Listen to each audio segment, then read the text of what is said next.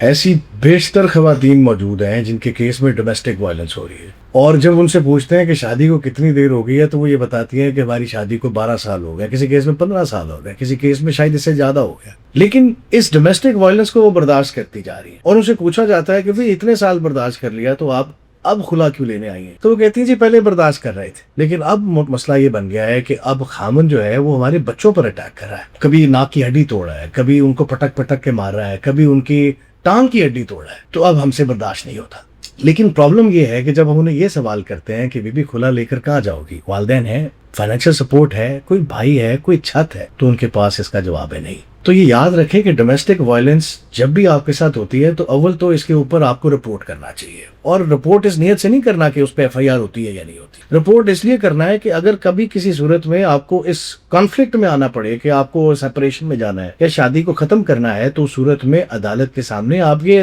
Establish کر سکتے ہیں کہ یہ کوئی بالڈ ایلیگیشن نہیں ہے، یہ حقیقتاً میرے اوپر مار پیٹ ہوئی تھی، اس کا کوئی ثبوت ہو۔ لیکن عموماً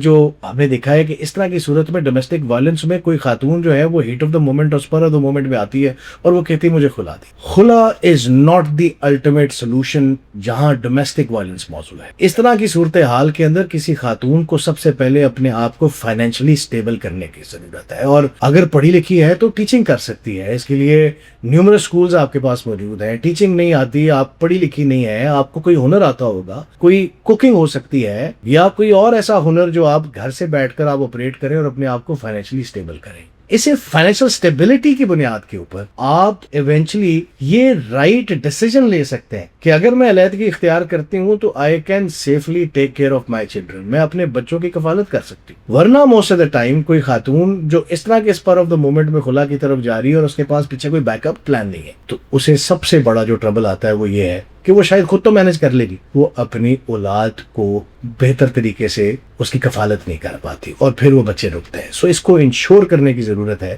کہ خلا ایک ہیٹ آف دا مومنٹ میں نہ لی جائے۔ There has to be a plan and then ایگزیکیوٹڈ۔